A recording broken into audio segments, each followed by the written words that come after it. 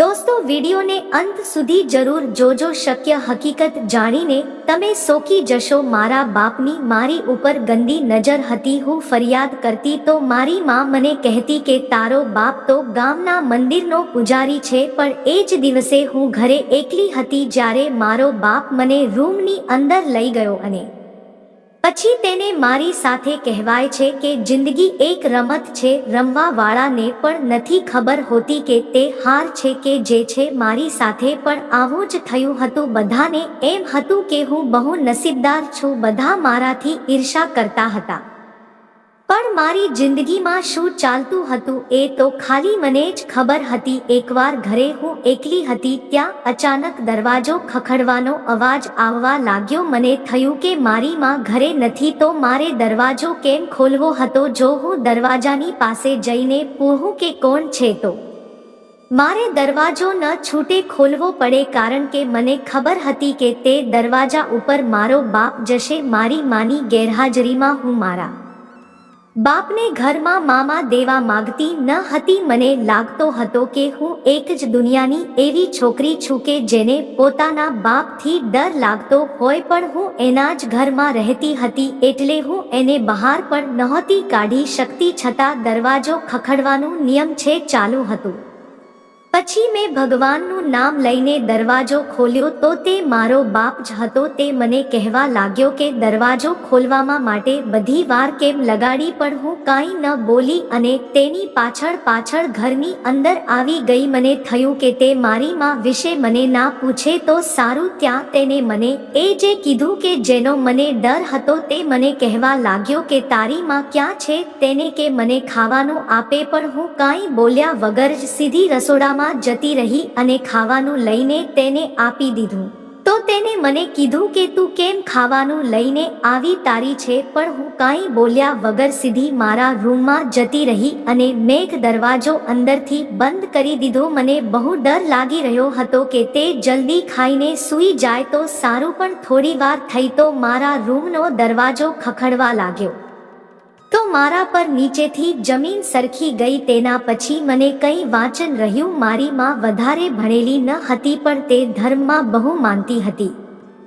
હું મારા માં બાપની વ્યક્તિ હતી એટલે હું બહુ લાગી હતી. મારા જન્મના 2 વર્ષ પછી જ મારા પપ્પાનું મૃત્યુ થઈ ગયું હતું. મારા બાપના ખાનદાનમાં કોઈ ન હતો, કારણ કે મારા બાપે મારી માં સાથે પ્રેમ લગ્ન કર્યા હતા. એટલે મારી મજબૂર થઈને પોતાના મા બાપના ઘરે આવતી રહી. એટલે હું મારા મોસાળમાં જ મોટી થઈ હતી. પણ હું જ્યારે 6 વર્ષની થઈ હતી ત્યારે મારી માના લગ્ન એક પંડિત સાથે કરાવી દીધા, કારણ કે તે મારા હતા. એટલે કે મારી માના પિતા પણ મૃત્યુ પામ્યા હતા અને મારી માતાની માં પણ બીમાર રહેતા હતા. પંડિત સાથે લગ્ન કરવાનું કારણે એ જ હતું કે તે માણસે કદમ સીધો સાદો હતો અને મને પોતાની દીકરી મારીને મોટી કરશે. અને ખરેખર તે મને સાચવતો હતો, કારણ કે પિતાને જોયા જ ન હતા એટલે મારા માટે આજે મારા પિતા હતા. હું જ્યારે 12 વર્ષની થઈ ત્યારે મને લાગ્યું કે મારો બાપ મને બહુ પ્રેમ કરે છે, પણ તે પોતાના બાપ જેવો પ્રેમ ન હતો. કારણ કે હવે તો હું થોડી સમજદાર બની ગઈ હતી. મારી બધી બહેનપણી મને કહેતી કે આ તારો બાપ બહુ સારો નથી તો એનાથી બચીને રહે છે. પણ ત્યારે મને તેની વાત સાચી નહોતી લાગતી. ક્યારે મારી માને આ વાત નહોતી કરી. મારો આ સોતેલો ભાગ થોડું ભણેલો હતો એટલે તે ઘરે નાના બાળકોનું ટ્યુશન કરાવતો હતો અને તેના ટ્યુશનવાળા રૂમમાં મને અને મારી માને જવાની પરવાનગી ન હતી. મને તો તે બીજા રૂમમાં એકલા જ ભણાવતો હતો. તે એવું કહેતો હતો કે બેટા, તને હું બધાની સાથે બનાવીશ તો હું તારામાં સરખું ધ્યાન નહીં આપી શકું. એટલે આ જોઈને મારી માને આ બધો પ્રેમ લાગતો હતો. એકવાર બધા છોકરા ટ્યુશન પત્યા પછી ઘરે જતા રહ્યા. તેને રોમન રાખી હતી. તે કહેતી હતી કે મને ઘરે જવા દો, પણ મારા બાપે તેને રોકી રાખી હતી અને તેના રૂમનો દરવાજો તેને બંધ કરી દીધો. થોડી વાર થઈ તો તે છોકરીનો રડવાનો અવાજ આવવા લાગ્યો. ખબર કે મારો બાપ તેની સાથે શું કરશે? મને મારી બહેનપણીની વાત યાદ આવી કે તે બધી મને કહેતી હતી કે તારો બાપ સારો નથી, પણ હું હવે આ બધું કોઈને કહી શકતી ન હતી, કારણ કે મારી માને તો એમ જ હતું કે તેનો પતિ બહુ સારો છે. પણ મને હવે આ મારા સોટેલો બાપ બોલવામાં શરમ કર. એ તારો બાપ છે, તારાથી આવું ના બોલાય. પણ મેં તો મારી આંખોથી જે જોયું હતું કે મારો બાપ પેલી નાની છોકરી સાથે શું કરતો હતો, એટલે હવે મારી માને પણ મારી ઉપર વિશ્વાસ ન હતો. અને હવે સમય એમ જ વીતતો ગયો. મને હવે મારા બાપથી નફરત થવા લાગી હતી.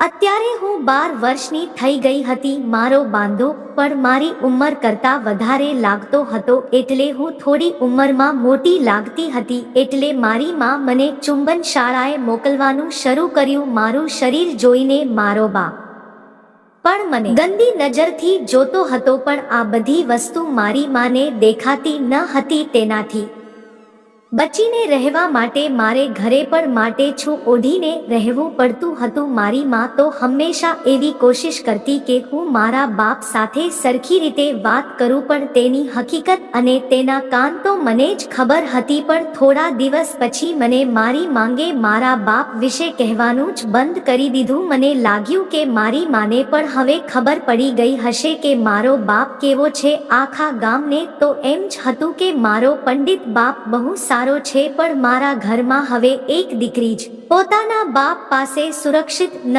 રહેતી હોય તો આ વિચારવા જેવી વાત છે. એટલે મારી માં પણ હવે ક્યાંક બહાર જતી તો એવો સમય જ શોખથી કે જ્યારે મારો બાપ ઘરે ન હોય, અથવા તો તે મને તેની સાથે જ લઈને જતી રહેતી. આખી શેરીમાં તો બધા મારા બાપને દેવતા માનતા હતા, પણ તેની હકીકત તો અમને જ ખબર હતી. રૂમમાં હું જ્યારે સૂતી હોવ તો થોડોક અવાજ આવતો તો હું રહીને જાગી જતી. મને રાતે જ્યારે તરસ લાગતી તો હું ડરના મારી આ પાણી પીવા પણ નહોતી જઈ શકતી, અને આખી શેરી તેને વળી સારો કહેતી હતી.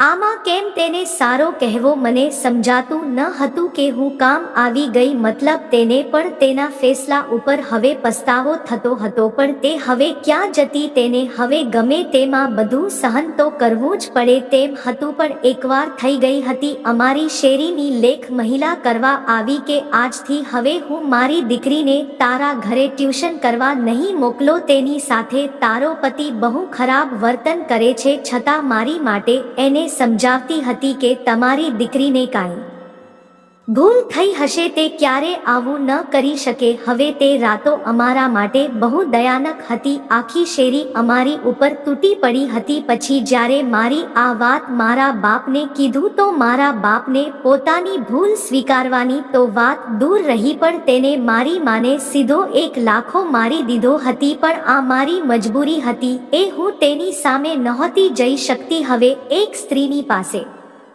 આવી વાત ત્યાં સુધી ટકી શકે? હવે તો આખી શેરીની બધી મહિલાએ પોતાના બાળકોને મારા બાપ પાસે આવવાનું છે છોડી દીધું હતું. આખી શેરીમાં બધાને ખબર પડી ગઈ હતી કે આ બધાની છોકરી સાથે આવું કરે છે. પણ મારો બાપ હવે આ બધું ગુસ્સો મારી માં પર ઉતારવા લાગ્યો હતો. તેને જ્યારે ગુસ્સો આવતો હતો તે મારી માને મારવા લાગતો, અને મારી માંગ ચૂપચાપ બધું સહન કરી લેતી, કારણ કે તેના બીજા લગ્ન હતા અને મારે પણ તેને બધાની સામે મારો બાપ જ કહેવો પડતો હતો, કારણ કે બધાને નહોતી ખબર કે તે મારો સોતેલો ભાગ છે. પણ એકવાર અચાનક અમારા પડોશમાંથી એક માસીનો અવાજ આવવા લાગ્યો. તે બહુ બીમાર હતા, એટલે મારી માને તરત તેના ઘરે જવું પડ્યું. તેના ઘરે કોઈ ન હતો, અને આ એ જ સમય હતો કે મારો બાપ ઘરે જમા આવતો હતો. હું ભગવાનને પ્રાર્થના કરતી હતી કે મારી માં જલ્દી ઘરે આવી જાય, પણ જેવું ન થયું. અચાનક દરવાજો ખખડવાનો અવાજ આવ્યો અને મારો બાપ આવી ગયો હતો. મેં એને ખાવાનું માફીને તરત હું શોકથી કે જ્યારે મારો બાપ ઘરે ન હોય અથવા તો તે મને તેની સાથે જ લઈને જતી રહેતી આખી શેરીમાં તો બધા મારા બાપને દેવતા માનતા હતા, પણ તેની હકીકત તો અમને જ ખબર હતી. રૂમમાં હું જ્યારે સૂતી હોવ તો થોડોક અવાજ આવતો તો હું ખબર કે મારો બાપ તેની સાથે શું કરશે. મને મારી બહેનપણીની વાત યાદ આવી કે તે બધી મને કહેતી હતી કે તારો બાપ સારો નથી, પણ હું હવે આ બધું કોઈને કહી શકતી ન હતી, કારણ કે મારી માને તો એમ જ હતું કે તેનો પતિ બહુ સારો છે. પણ મને હવે આ મારા સોટેલો બાપ બોલવામાં શરમ કર, એ તારો બાપ છે. તારાથી આવું ના બોલાય. પણ મેં તો મારી આંખોથી જે જોયું હતું કે મારો બાપ પેલી નાની છોકરી સાથે શું કરતો હતો, એટલે હવે મારી માને પણ મારી ઉપર વિશ્વાસ ન હતો. અને હવે સમય એમ જ વીતતો ગયો. મને હવે મારા બાપથી નફરત થવા લાગી હતી. અત્યારે હું 12 વર્ષની થઈ ગઈ હતી. મારો બાંદો પણ મારી ઉંમર કરતાં વધારે લાગતો હતો, એટલે હું થોડી ઉંમરમાં મોટી લાગતી હતી. એટલે મારી માં મને ચુંબન શાળાએ મોકલવાનું શરૂ કર્યું. મારું શરીર જોઈને મારો બાપ પણ મને ગંદી નજરથી જોતો હતો, પણ આ બધી વસ્તુ મારી માને દેખાતી ન હતી. તેનાથી બચીને રહેવા માટે મારે ઘરે પણ માટે છું ઓઢીને રહેવું પડતું હતું. મારી માં તો હંમેશા એવી કોશિશ કરતી કે હું મારા બાપ સાથે સરખી રીતે વાત કરું, પણ તેની હકીકત અને તેના કાન તો મને જ ખબર હતી. પણ થોડા દિવસ પછી મને મારી માંગે મારા બાપ વિશે કહેવાનું જ બંધ કરી દીધું. મને લાગ્યું કે મારી માને પણ હવે ખબર પડી ગઈ હશે કે મારો બાપ કેવો છે. આખા ગામને તો એમ જ હતું કે મારો પંડિત બાપ બહુ સારો છે, પણ મારા ઘરમાં હવે એક દીકરી જ પોતાના બાપ પાસે સુરક્ષિત ન રહેતી હોય તો આ વિચારવા જેવી વાત છે. એટલે મારી માં પણ હવે ક્યાંક બહાર જતી તો એવો સમય જ શોખથી કે જ્યારે મારો બાપ ઘરે ન હોય, અથવા તો તે મને તેની સાથે જ લઈને જતી રહેતી. આખી શેરીમાં તો બધા મારા બાપને દેવતા માનતા હતા, પણ તેની હકીકત તો અમને જ ખબર હતી. રૂમમાં હું જ્યારે સૂતી હોવ તો થોડોક અવાજ આવતો તો હું રહીને જાગી જતી. મને રાતે જ્યારે તરસ લાગતી તો હું ડરના મારી આ પાણી પીવા પણ નહોતી જઈ શકતી, અને આખી શેરી તેને વળી સારો કહેતી હતી.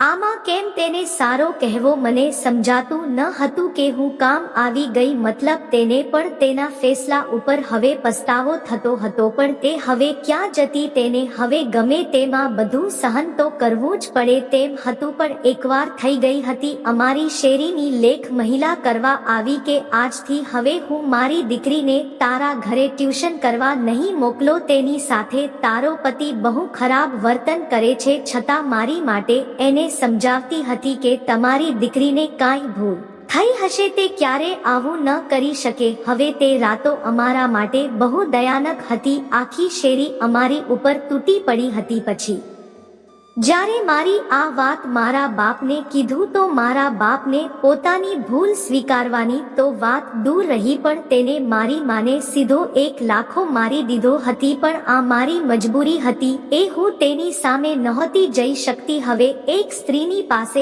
આવી વાત ત્યાં સુધી ટકી શકે. હવે તો આખી શેરીની બધી મહિલાએ પોતાના બાળકોને મારા બાપ પાસે આવવાનું છે છોડી દીધું હતું. આખી શેરીમાં બધાને ખબર પડી ગઈ હતી કે આ બધાની છોકરી સાથે આવું કરે છે. પણ મારો બાપ હવે આ બધું ગુસ્સો મારી માં પર ઉતારવા લાગ્યો હતો. તેને જ્યારે ગુસ્સો આવતો હતો તે મારી માને મારવા લાગતો, અને મારી માંગ ચૂપચાપ બધું સહન કરી લેતી, કારણ કે તેના બીજા લગ્ન હતા અને મારે પણ તેને બધાની સામે મારો બાપ જ કહેવો પડતો હતો, કારણ કે બધાને નહોતી ખબર કે તે મારો સોતેલો ભાગ છે. પણ એકવાર અચાનક અમારા પડોશમાંથી એક માસીનો અવાજ આવવા લાગ્યો. તે બહુ બીમાર હતા, એટલે મારી માને તરત તેના ઘરે જવું પડ્યું. તેના ઘરે કોઈ ન હતો, અને આ એ જ સમય હતો કે મારો બાપ ઘરે જમા આવતો હતો. હું ભગવાનને પ્રાર્થના કરતી હતી કે મારી માં જલ્દી ઘરે આવી જાય, પણ જેવું ન થયું. અચાનક દરવાજો ખખડવાનો અવાજ આવ્યો અને મારો બાપ આવી ગયો હતો. મેં એને ખાવાનું માપીને તરત હું મારા રૂમમાં જતી રહી અને મેં મારા રૂમનો દરવાજો બંધ કરી દીધો. ત્યાં થોડી વાર થઈ તો મારા રૂમનો દરવાજો પાછો ખખડવા લાગ્યો. જેવી હોમ દરવાજો ખોલવા ગઈ તો ક્યાં મારો હતો મને હોકરીને બાકી રાખી ન હતી. તેને જોઈને અચાનક હું બેભાન થઈ ગઈ. પણ હું જ્યારે માનવામાં આવી ત્યારે હું મારી મા પાસે બેઠી હતી. તેનો ચહેરો જોઈને મને એવું લાગતું હતું કે તેને આવવામાં બહુ મોડું થઈ ગયું હતું. પણ હું તેને કાંઈ સવાલ ન કરી શકી. મારા બાપને તો મારી કાંઈ પડી જ ન હતી. તે તો રોજની જેમ તેના કામમાં વ્યસ્ત હતો. મારી તબિયત બહુ ખરાબ થઈ ગઈ હતી છતાં તેને એમ હતું કે મને કાંઈ નથી થયું. મારી માં મને કંઈક વિચિત્ર રજા સવાલ પૂછવા લાગી. તેનું વર્તન સા બદલી ગયું હતું. તે સંતોષ લાગતી હતી. પછી તેને રોજ મારી સાથે જ સૂવાનું ચાલુ કરી દીધું હતું. આમને આમ 1 મહિનો વીતી ગયો હતો જ્યારે મારા બાપે પણ તેનું વર્તન સુધારી નાખ્યું હતું. એટલે હું મને મારી માંગ બંને શાંતિથી રહેવા લાગ્યા હતા. પણ એક દિવસે એવું થયું કે મારો બાપ રોજની જેમ મંદિરે ગયો હતો પણ તે પછી પાછો ન આવ્યો. બીજા દિવસે તે મંદિરના લોકો તેની ખબર પૂછવા અમારા ઘર સુધી પહોંચી ગયા હતા. પણ તમને ખુદને જ ખબર નહોતી કે તે ક્યાં ગયો હતો. થોડી વારમાં તો આખી શેરીને ખબર પડી ગઈ હતી. બધા તેને શોધવા લાગ્યા અને તેની કોઈને ક્યારેય ન મળ્યો. હવે અમને પણ સમજાતું નહોતું કે તે ક્યાં ગયો હશે. તેની કાંઈ દોષની પણ ન હતી અને તેની આગળ પાછળ પણ કોઈ ન હતું. તો તે ક્યાં જાય? પણ આ વાત હવે મને મારી માને બહુ સારી લાગી હતી કારણ કે તેના હોવાથી અમે ખુદને પણ સુરક્ષિત નહોતા માનતા. પણ ગામને બતાવવા માટે અમે લોકો તેની ચિંતા કરતા હતા. પણ બધાના કહેવાથી અમે તેના ગુમ થયાનો રિપોર્ટ પોલીસમાં લખાવ્યો. તેથી ખબર મળી હતી એટલે અમે બધા સીધા પોલીસ સ્ટેશન પહોંચી ગયા. જેવો અમે મારા બાપને જોયો તો અમે બધા ચોંકી ગયા. તેની હાલત બહુ ખરાબ હતી. તેના વાલી એકદમ હતા અને ધોતી ફાટી ગઈ હતી. તેનો ઝાંખો વેજ બદલી ગયો હતો. પોલીસે કીધું કે ચોરી કરતા તે રંગે હાથ પકડાઈ ગયો છે.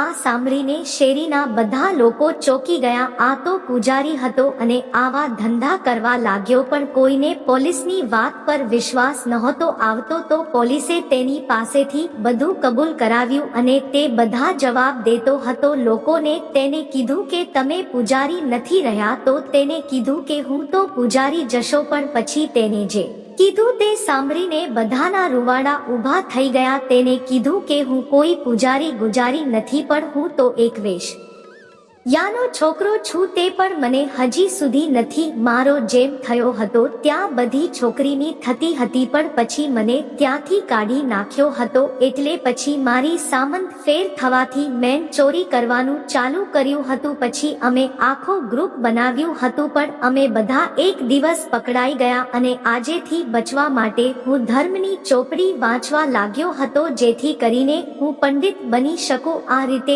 મેં જેલમાં કે હુપારો મેળવવા પંડિત બનવાનો ડ્રોન કર્યો હતો. સમય જતા તેને મારી માં સાથે લગ્ન કરી લીધા કારણ કે મારી માંગના બીજા લગ્ન હતા એટલે તે તેને ગમે એ કરી શકે છે. પછી ગામના લોકો તેને ગુસ્સાની નજરથી જોવા લાગ્યા. પછી બધાએ પૂછ્યું કે તે દિવસે શું થયું હતું કે જ્યારે તારી આ છોકરી ભેગા થઈ ગઈ હતી. તો તેને કીધું કે મેં તેને મંત્ર મારીને જ ફૂટ મારી હતી. આ સાંભળીને મારી માને ગુસ્સો આવ્યો તો તેને જેલમાં જે તેની સાથે તેને છૂટાછેડા લઈ લીધા. આ એક જ સમય હતો કે હું મારી માને આનાથી બચાવી શકતી હતી. તે એક ડોંગી પૂજારી બનીને નાની બાળકી સાથે દુષ્કર્મ ચરતો હતો. હવે આનાથી છુટકારો મેળવીને હું અને મારી માં બાપ છૂટ્યા હતા. શેરીના બધા લોકો કહેવા લાગ્યા કે આવા માણસને ઉંમર કેટલી સજા મળવી જોઈએ. હવે હું મને મારી માં એકલા જ ખુશ હતા લઈ લીધી હતી. પછી મારી માં એ મારા લગ્ન મારી પસંદ છે છોકરા સાથે કરાવી દીધા હતા અને મારો પતિ પણ મારું બહુ ધ્યાન રાખતો હતો. મારી માને અમે અમારી સાથે જ રાખી હતી. અમે લોકો એક સારી અને સાદી જિંદગી જીવવા લાગ્યા હતા. મિત્રો, આ વિડિયો વિશે તમારું શું કહેવું છે એ કોમેન્ટમાં જરૂરથી જણાવજો. અને જો વિડિયો ગમ્યો હોય તો વિડિયોને લાઈક અને ચેનલને સબસ્ક્રાઇબ કરવાનું ભૂલશો નહીં. મિત્રો, વિડિયોને અંત સુધી જોવા બદલ આભાર.